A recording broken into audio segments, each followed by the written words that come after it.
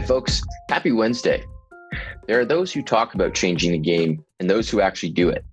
Today's guest is very much the latter, as we're incredibly lucky to be joined by Jarret Stopforth, PhD, founder and Chief Technology Officer at Atomo Coffee. Jarret is a certified food professional with 20 plus years of experience overseeing food operations, creating interesting products, seeing the future of food before others do, and most importantly, executing on it. What Jarret is doing in coffee is tantamount to what Elon Musk has done with electric cars, Beyond Meat with the notion of burgers. You get the picture. Jarret is a big picture thinker with the technical skill set to execute and drive his team at Atomo towards changing the coffee game for good. If successful, the coffee industry is in for a major shakeup. Prior to founding Atomo, Jarret has a number of other impressive experiences and ventures on his resume with the likes of Block Biltong, Kettle and Fire Bone Broth, and Chobani. Jarret, welcome to the show. Where does Food for Thought find you?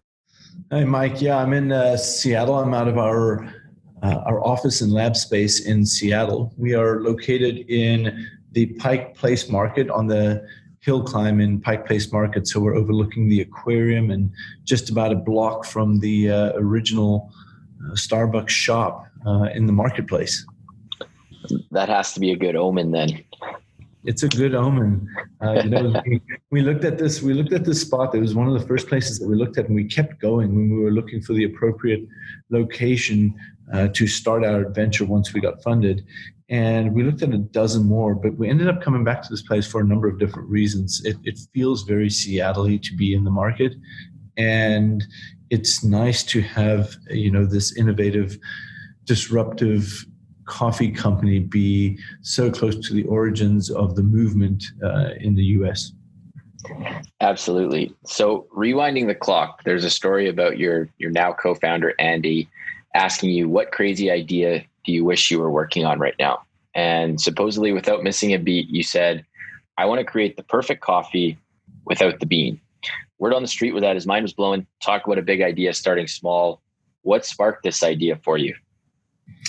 Yeah, it's quite crazy. So Andy and I are family friends, have been for over 10 years.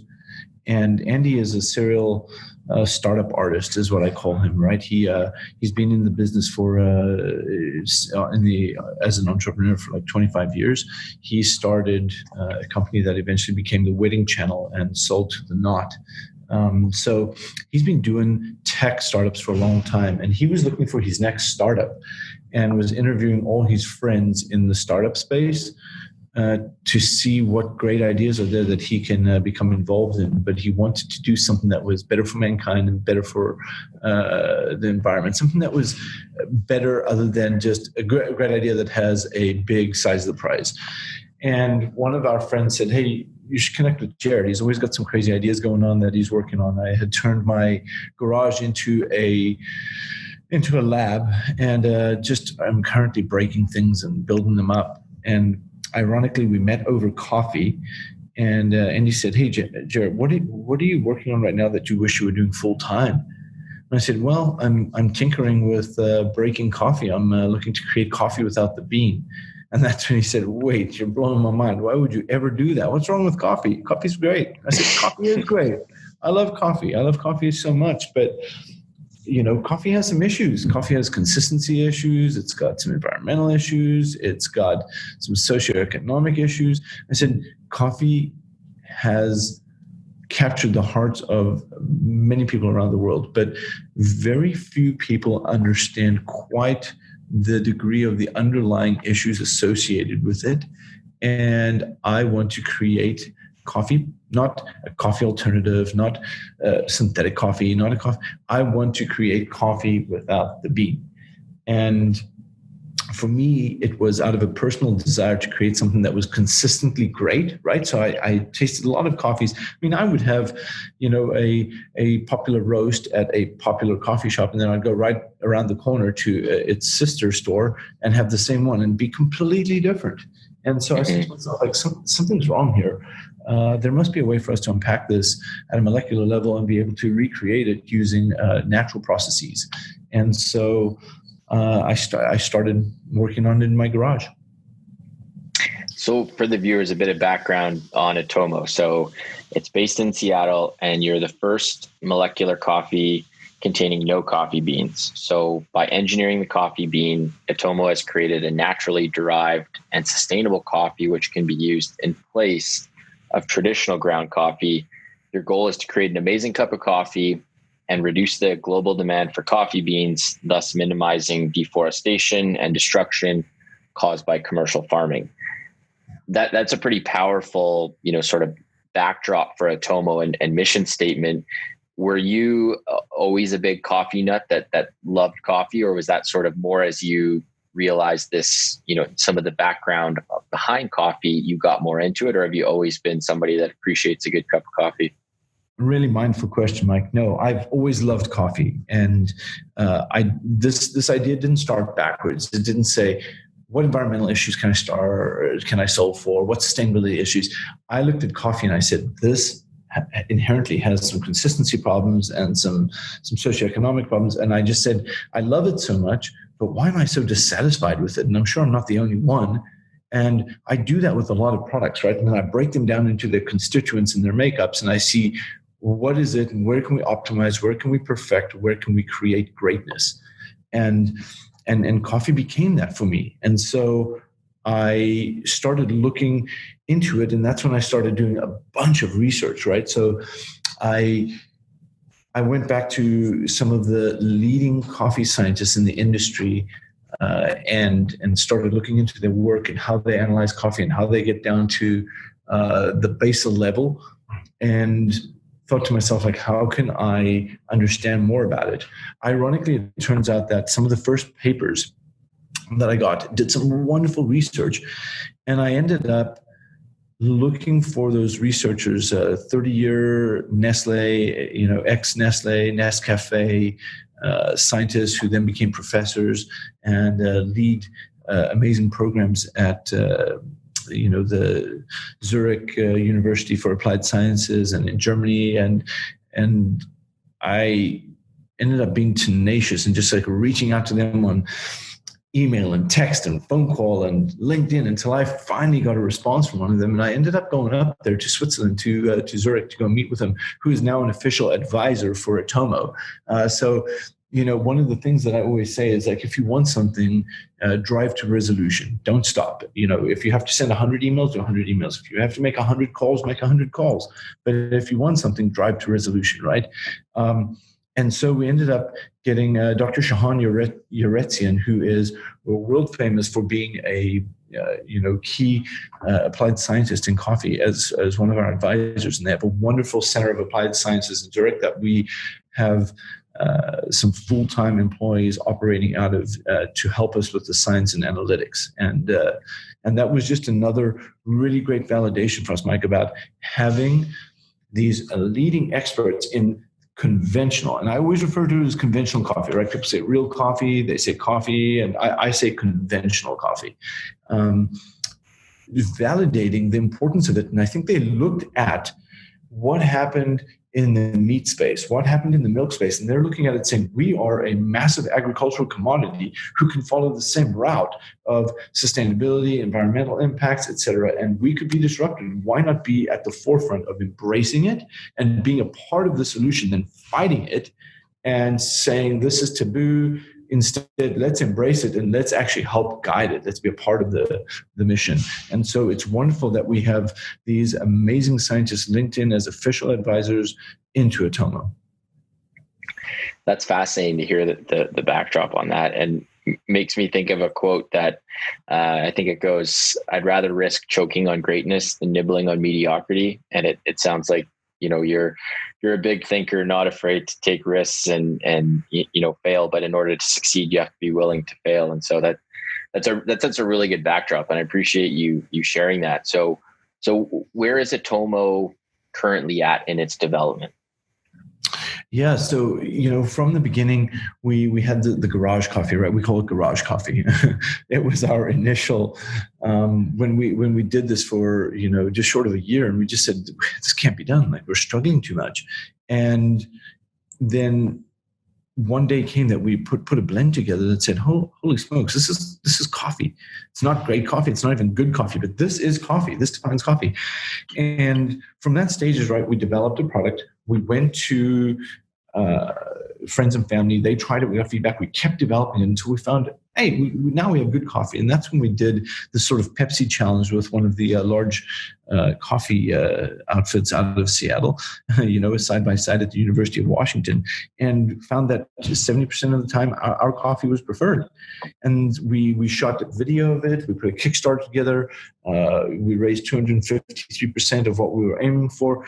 And we got picked up in a bunch of magazines, and Fast Company did an article. A bunch of investors had interest in us, and we got funded within like 5 weeks of announcing ourselves. And that doesn't typically happen, right? That's not a very typical story. And so what we realized there is that we're onto something that people have an interest in, because they understand not only the size of the prize, but they understand just the magnanimous task that is there and the need for it. And so since then, we were able to put a lab together here in Seattle, and we've been, nose to the grindstone on developing a formula that can go to market so that we can get it in the hands of consumers and share this wonderful journey that we've been having. So right now, we are working on creating a coffee concentrate that we can then take and put into either like a ready-to-drink cold brew nitro can or bottle that we can put on a cold brew nitro keg in food service operations, or something that we can share with baristas as a concentrate to spin up different beverages. We're at that stage right now. We just raised a round of $9 million during COVID, by the way, which was again a super difficult task and quite draining. But we ended up oversubscribing a round during COVID, and further reemphasizing how important this is that we were able to get that done. And now we are building out a mini roastery, or a pilot production facility, as we call it, to make it at a scale big enough to share with a limited and a chosen launch, so that we can show the interest and the traction. And we're at that stage right now. We've selected a facility. We're starting to put the equipment together, and we're going to have this together so that we can go to market Q2 of 2021 with a commercial product. That's fantastic. Raising capital during COVID is no small feat. So well done. I'm curious, the Garage Coffee, what was the brewing method of choice and big picture? I mean, you had mentioned, some angles that you're taking with it now, but is it meant to be, French press, espresso, drip coffee, ultimately all of those? Where did the Garage Coffee start, and what's the ultimate goal? Wonderful question. So when we started this, what I'd done is I'd broken down what coffee is made of, right? It's and we'll touch on this a little bit, is that, coffee is made up of over 1,000 compounds, of which there's only a core set of them that really define coffee as being coffee, for which if you removed it by a process called emission modeling, where you took away those particular compounds, you would no longer have the perception of coffee. Even if you had 500 other compounds in, you wouldn't have those critical defining compounds that gave you the experience. So once we had done that and paired up with the research that has been done over the years and years and years by many of these wonderful scientists, were we able to identify what those were and how to go about them. Here's the biggest learning that we had, Mike, is that we started putting these compounds together in a concoction, saying, hey, if we put those together, we got coffee. No. Turns out that coffee is not the sum of its parts. That bean is such a wonderful, magical little thing, as we call it, the incubator, right? It's got this wonderful reactions inside it that occur when going through a pulping and a drying process and a fermentation process and a roasting process and extraction process, chemical reactions happening all the time. And that's when we realized we can't just add the end compounds in and expect that we're going to have coffee. We have to mimic the reactions that occur in that bean ex vivo. And that is where the IP came from. That is what we developed our IP around, is replicating the reactions that happen within the bean ex vivo, so without the bean. And so, the Garage Coffee started as just putting compounds together. And then that's when we realized, hey, we're not getting where we need to.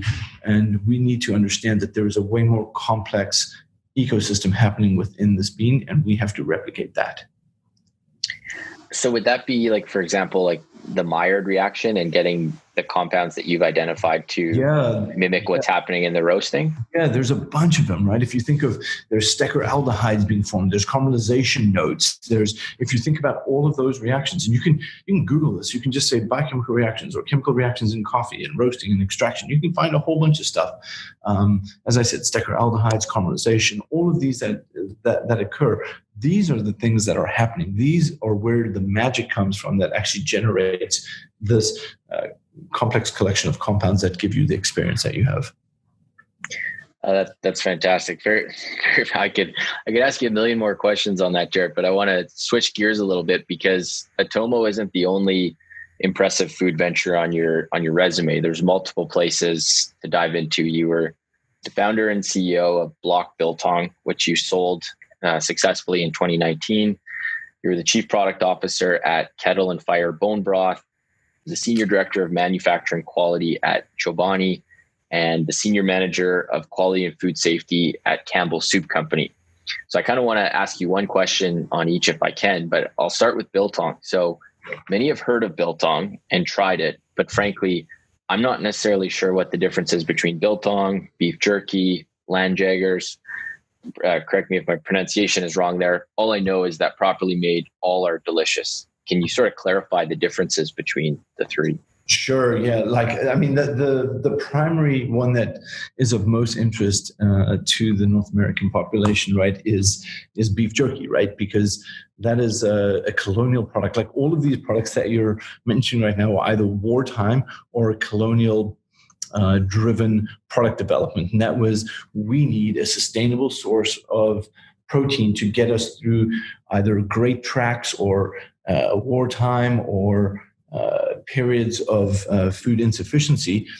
And so what happened is developing these natural and simple ways of preserving meat to sustain them through times of need. And so beef jerky was one of those, right, that involved a curing process and a heat and drying process that gave you a shelf-stable piece of meat that had some nutritional value to keep you going, right, the protein. Biltong, very similar, developed by Southern African, the Dutch actually, who settled in Southern Africa, and what they needed in order to, do the great track and get through was they needed that source. And so what happened was in the cool starts of the winter months, what they would do is they would take cuts of meat and they would air dry them. So they would salt them, spice them, vinegar, salt, spice, hang them up with cool air drying, and they would have this wonderful, nutritious, and also very palatable meat snack that they could take along with them. Now, the difference between them is, and why I love Biltong so much, and it's also from my origins, right, is it has no heat process. So you're not destroying some of the nutritive quality of the meat, and you're also not creating a very tough. If you take Biltong, you'll find it to be, a lot more moist and probably softer than the hard nature of beef jerky. And so it eats a whole lot better. And that's because it's cool air dried. So it's dried for a little longer, but with cool ambient temperatures versus beef jerky, which faces, heat of like up to 140 degrees Fahrenheit and creates a tougher snack. Landjager, on the other hand, is a smoked and dried snack. So again, if you think more of like a sausage type of smoked sausage versus Biltong beef jerky, which are whole cuts of meat that are dried, one with heat, beef jerky, and one cool air dried Biltong. Very interesting. Thank you for clarifying. Do you have any interesting anecdotes from, you're one of the few entrepreneurs that have successfully divested a food business. This is the goal of, almost every food entrepreneur when they start out, but very few actually get to experience that because of how difficult it is to scale a brand and garner meaningful market traction. Yeah, it's a good question. I know so many food entrepreneurs that come to me looking for advice, and myself, right, have gone through this journey. I've got to tell you, I've developed probably a dozen different food brands or food snacks or meat or beverage products that have not been commercialized. And the point behind that is there's so much that comes into generating a product that people want and need, right? A lot of times people generate products that they want that don't take into account what the population in general wants, and also don't know how to get it to market. And I would say that coming from a food scientist and microbiologist like myself, I know food products and I know food and I know manufacturing, but marketing and sales are a completely different beast, right? Scaling it up and getting it into people's hands and then finding the messaging and being able to get that sales traction is a very difficult task because it requires a network. There's that old saying that says, it doesn't matter what you know to, and it couldn't be more true when it comes to the food and beverage industry, just like any other, is you need a network because anybody can make products, right? Like Gusto used to say, anybody can cook. Well, it's kind of like that. Anybody can make meat products. It's not a very difficult thing to do. It's like, can you make something that people want and need? Did you hit the mark? Is it on trend? And do you have the right network to take it and put it out there? And I would say the biggest thing there is have a network. If you're an entrepreneur and you're going to design something, get a network. And if you don't have the network in place, do not waste your time and money because you will likely fail. Very few succeed. And so from my standpoint, you get fortunate. And I've developed this network over the last 25 years in this space. And at any point in time can either raise money or commercialize or get it into market by just connecting with the right players. That's great advice. Have you always been Seattle-based, Jarret, or did you move there specifically for Atomo? No, good question. I've actually been around the world, right? Born in Zimbabwe, did my schooling in South Africa, moved to London, over to Colorado State where I did my master's and PhD. Then I moved to Seattle and, helped an outfit, which is now probably the second largest analytical and consulting lab in the world for 5 years, helped build that. And then ended up moving to the Netherlands where I did a lot of product innovation. And from there, ended up moving to, Philly area to work for Campbell's Soup. And then from there to Chicago to back to Seattle, where I actually was doing work for Chobani on a remote basis and traveling to all their manufacturing facilities. So I was in Seattle. And at that point in time, I was running, as part of a mentor on the incubator program at Chobani. So Chobani has this incubator program that tries to assist young startup brands by opening their resources, marketing, sales, product development, operations, supply chain to these entrepreneurs to give them access to experts to help them grow their brand. And I was a mentor in that. And that's where I met the co-founders, Nick and Justin of Kettle and Fire. And they ended up approaching me later on after I'd helped them out quite a bit and said, hey, would you just join us full-time as our chief products officer? At the time, they had 3 products. By the time I left, they had 16 SKUs. And that was in the course of only about 2 years. And it's at that time that I had started building Garage Coffee. Just, after that end point, started building Garage Coffee when I decided to go full-time with it. So I was just tinkering when I met Andy. Very cool. It sounds like that, there's been a lot of rewarding stops along your journeys. I have a question about the bone broth. So a lot of people have heard of bone broth, but are quite unfamiliar with its health benefits and uses in day-to-day life outside of, using it as in a soup or a gravy, things like that. Can you shed a bit of light on the functional benefits, how it's actually made at scale, and how one can incorporate it into their daily diet?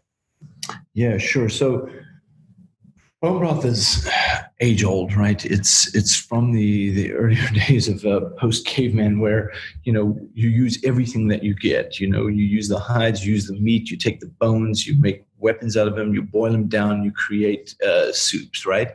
And so bone broth has its origins back in early times of deriving additional nutrition from the marrow of the bones that contain a great blend of amino acids, and also from the connective tissue surrounding it, collagen.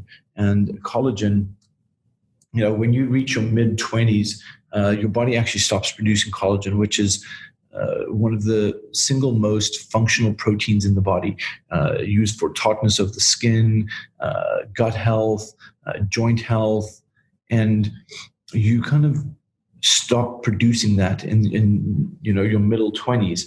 And so having a natural supplement of collagen or collagen peptides, amino acids, basically long chains of amino acids, as building blocks to continue the elasticity of your skin and the health of your skin and hair and nails and gut health and joints is pretty critical. And so anybody who's incorporated bone broth into their diet is basically looking at maintaining their health for years to come, because you're basically keeping that revitalization going. Now, there's been a number of different outfits who have come in and just started producing collagen peptides in sort of a powdered supplement basis without having to drink bone broth.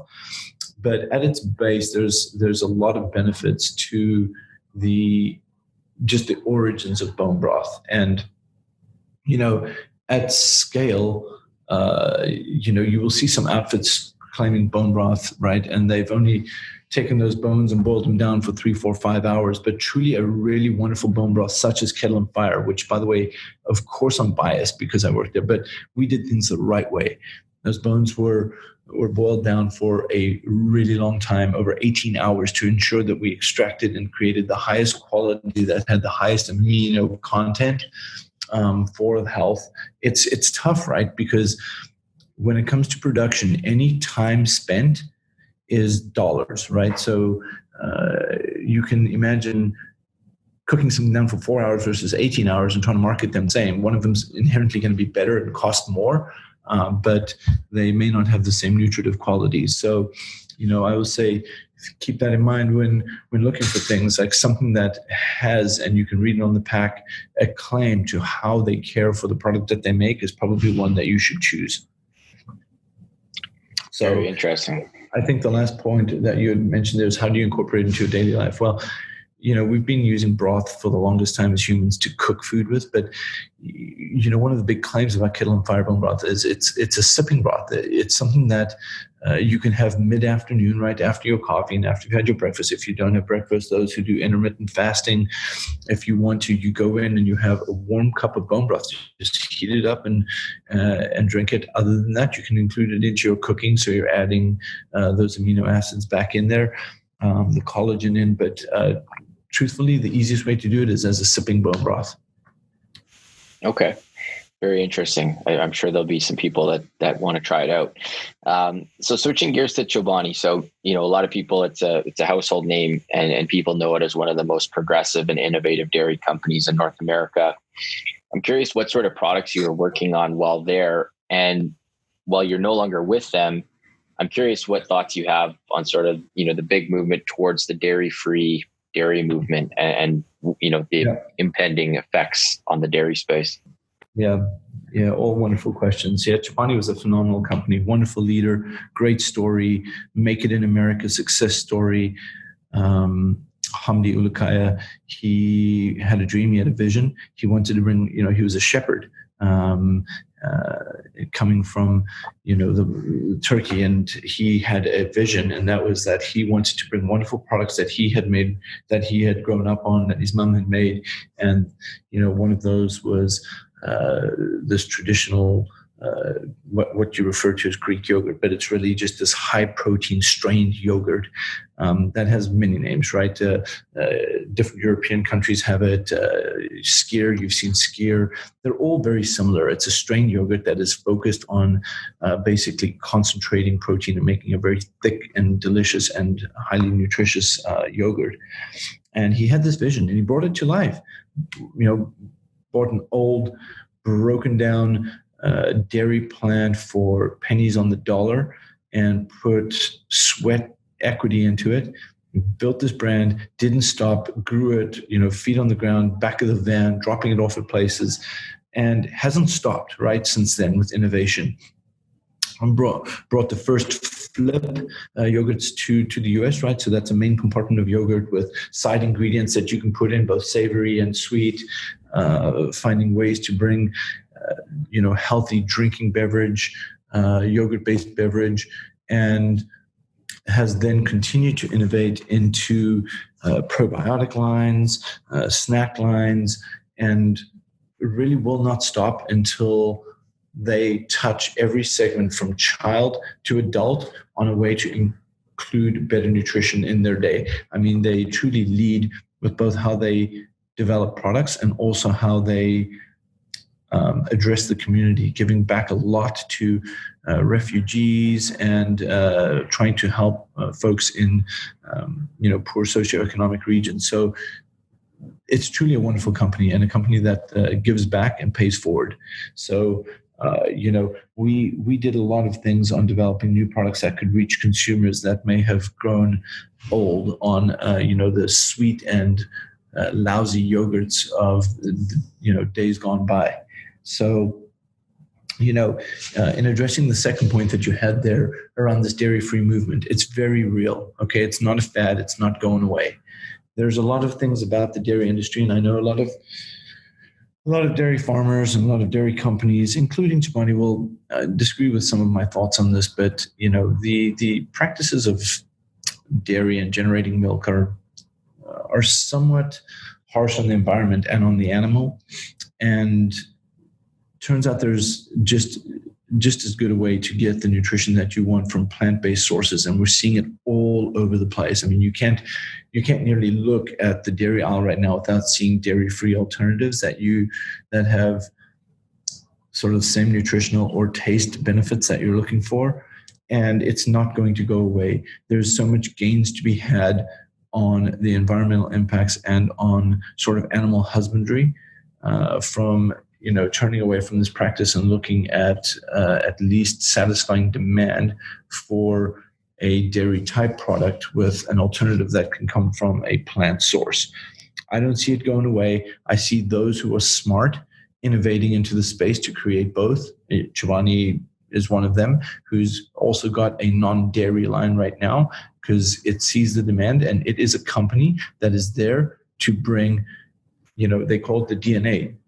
Delicious, nutritious, and accessible, right? And so they didn't say has to be dairy. They said delicious, nutritious, and accessible, and they're doing that through a plant-based source. So I see the dairy-free segment growing extremely well, and I see the same in the meat business, and now you're going to see it in coffee too. Very, very interesting. I like that DNA acronym. I haven't heard that before. So let's switch gears to Campbell's Soup then. I'm curious, working for a company like Campbell's that traditionally has been entrenched in the diets of so many North Americans, as a sort of a comfort food growing up and what they grew up on, has it kept up or not kept up with product development as the CPG space has been incredibly ripe with innovation over the past 10 to 15 years. What was your experience working there, or retroactively just kind of seeing what the company's been doing? Yeah, great. I'm glad you teed this one up. Probably one of the most unexciting roles I've ever had. And quite frankly, it speaks to CPG in America, and it speaks to where things are going to go, right? Very stodgy, driven by old practices, lack of innovation, mainly purchasing smaller companies that are innovating in order to create this and help shareholders recognize value. But at their core, very, very little happening in terms of innovating products for the health of consumers. I mean, if you go and you look at the products that they're turning out, it's more of the same, and they haven't taken a look at sodium, or they tried in the past to take a look at sodium reduction. They made this drastic change. They didn't look at what hit consumers, and really what they did is they missed the mark a whole lot, right? Are they big, and do they have a big holding? Yes, they do, but they're losing traction, and so are many of the larger ones, because what they're failing to do is connect with the consumer. What I consider them, there's this push-pull balance that has to happen in product development, right? Some things you just develop and you push on the market. Some you pull from the consumer and you develop for them.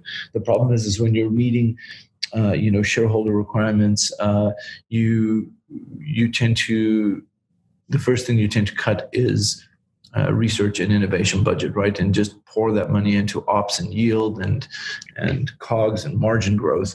And what happens is that you have small small and short-term wins, but what you do is you lose the long-term battle of customer retention and repeat purchases because they just lose interest. And quite frankly, I noticed that while I was at Campbell, and since noticing it since leaving, that is one of the things that really did not grip me, as they just failed to get with the times and the consumer, and to know that, hey, we could be an exciting company if we approach things in an exciting manner and we connected with the consumer more. And that's why you're seeing these small brands grow and grow and grow, right? You didn't see Danone grow and take over the Greek market because they held on to where their margins were and what they knew. And what that did is it opened the door for Chobani to come in and say, hey, man, you're disconnected. We're just going to take that space from you. And oh, by the way, we're then going to eat your lunch on the conventional yogurt side too. So stand by while we connect with the consumer.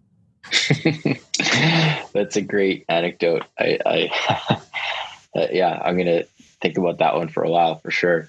Jarret, so one of the things I appreciate about you is you're a professionally trained food scientist armed with a PhD, but you also have a very entrepreneurial knack and evidently aren't afraid to fail. And so what are some of the biggest lessons or advice you might give to young CPG companies that are trying to bring products to market? What have what would be maybe a key lesson on product development, going from ideation to prototyping to shelf stable iterations while hitting flavor and texture?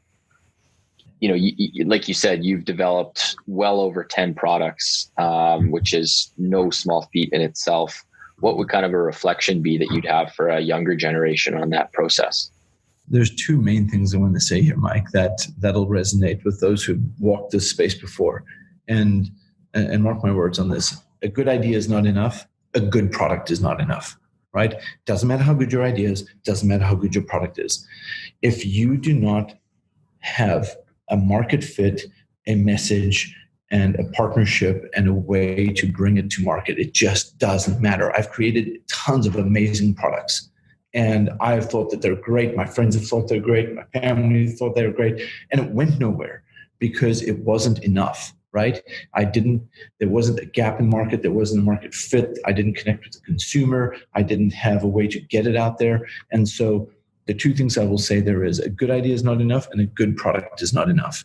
You must have a line of sight to where trends are going, where consumers are moving, how your product fits in with the market, what message it gives, and what value prop. This is the important thing.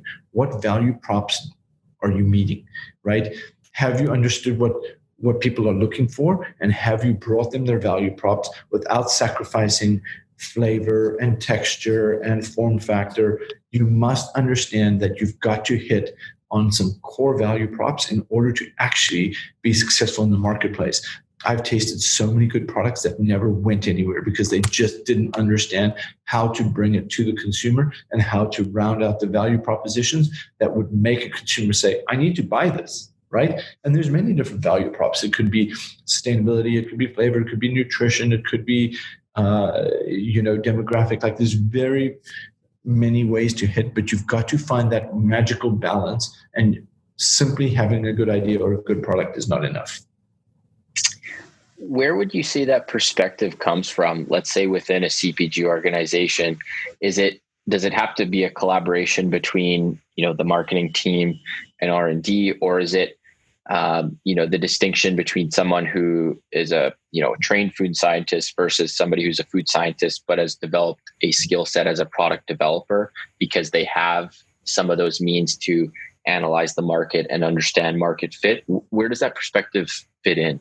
I would say, standing where I stand today, and I'm working with helping. Right, I try to help a lot of other outfits on the side, give them my advice, give them my experience, etc. Aside from driving a full day's effort on Atomo, I have these outside connections that I continue to stimulate me, but also that I continue to bring value to, and they bring value to me. And I would say, sitting where I sit today, I'm connected to an individual who is running and operating a venture studio, so creating products for the market, funding them, and taking them out. And one of the things that I've learned is where that starts. Right, it starts with what is needed in the market, what's on trend. That's where it starts. Then it comes back to marketing and how could we make the messaging around it. Then it comes back to the product developer, where they say, this is what we have to create. Go and create it. But the first lesson there is make it delicious. Because who cares if you can deliver everything else? If somebody doesn't find it to taste great, they're just not going to buy it. That's lesson number one that I can provide to anybody who's building a product is it's got to taste good. Nobody cares if the product has all the other nutrition and form factors. Nobody cares. It's got to taste good because I've got to want to come back. But what I learned there was that it is absolutely a collaborative effort. But when it's most successful is when it's marketing led, right? So marketing led, and then it comes down to PD, and then it goes to operations. That's when you really understand, because you've understood the fit, you've understood how you're going to pose it, what you're going to do. You build the deck before you build the product. Then you come back and you say, can you build can you build this product for this deck I've just built? And you say, yeah, I can. Look at this. Then you take it to operations and you say, can you make what I just built, right? So build the deck, then build the product, then make sure you can make it. Build the deck before the product. I like that a lot. So I want to be respectful of your time, Jarret. I have 3 final questions. So I'm curious what some of your favorite up and coming food products, snack products are in the market right now that you're, either helping or just a fan of and watching from afar. Yeah, very, very good. I tend to align myself with products that I'm going to put in my pantry or in my fridge, right? That has been a rule of mine. I think that was my biggest disconnect with Campbell's Soup in my tenure is I just really didn't buy their products, right? So it was very tough for me to get behind. But I find myself being able to align with products that I personally will carry and be an ambassador for, right? And so if you look at some of the favorite ones that I have today, right, it would be number one is Spindrift, right? I love what Spindrift has done. If you're familiar with Spindrift, it is you see a lot of like the LaCroix and all of this going out there, which is just like essenced waters. But what I really love about Spindrift is it delivers great mouthfeel, wonderful tasting product, and it's got just the hint of sugar that comes from natural juice that they're putting in there. And it's a wonderful, refreshing, sparkling drink that I will crush all day long because it's actually not negatively affecting my nutrition at all. It tastes great and it fuels me throughout the day. So Spindrift is one that I'm just like really loving on right now. There's another product that I'm helping out with. It's called EVT, E-V-Y, EVT. And it's another forward-thinking company, right? We know about the cold brew movement in coffee, but what nobody's realized is that there's a cold brew movement in tea. And EVT was the start of that cold brew tea movement, right? So you can see less bitterness, less acidity, less bitterness. It is just a product that drinks so smooth, has all the wonderful properties of the polyphenols that are antioxidants that are in tea. And Evie is the leader of that. And she is just gaining traction right now. She's growing very scrappy entrepreneur, originating from South China, immigrating to the US, building her products in the back of a pizza shop. And now she's growing and raising money and really building out her brand. And I really love the story.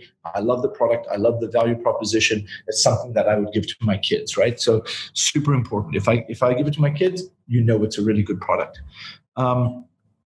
Another product that I've really loved is Kind bars, right? I really love how Kind formulates their products. And these are things that you will find in my pantry and in my refrigerator. And so I love it when somebody delivers, and this is back to the Giovanni thing, it's delicious and it's nutritious. It's something that I will not feel bad about, but I really enjoy eating or consuming. Those are great. I'm going to look up. I'm familiar with 2 out of the 3. So those are great suggestions. I'm curious, who has played a pivotal role in your entrepreneurial journey, whether it be a role model from afar or a personal mentor? Is there, who's been instrumental in your journey? Yeah, this is a good one. So, in so much as a role model, not a mentor, and not in the food space at all, and sometimes a bit of a knucklehead, is Elon Musk, right? So Elon Musk really inspires me. I get a lot from this. This man is fearless and dreams massive and will go and get it and will be such a visionary that people will think that he's crazy. There's absolutely no way, but he will get it done, and he will show you that he can get it done. And so he's been a really big driver in the way that I view food, saying that, hey, this may be off the wall today, but it won't be tomorrow. And so I really love following Elon and how he thinks through the future and how he goes after it with absolute lack of fear and totally unapologetic. And so, not in the food or beverage space, not in the CPG space, but absolutely a product innovator and a visionary. Absolutely. Before I ask my last question, there's one other one related to Atomo that popped up. So you had mentioned there's about 1,000 chemical compounds in a roasted coffee bean, and there's roughly 40 that play a critical role in creating the flavor and aroma that we all love. However, you've also had to replicate, the full bodiness, the mouthfeel, the deep color, and the caffeine that coffee lovers expect. Which of those elements has been the most difficult part to date to actually replicate?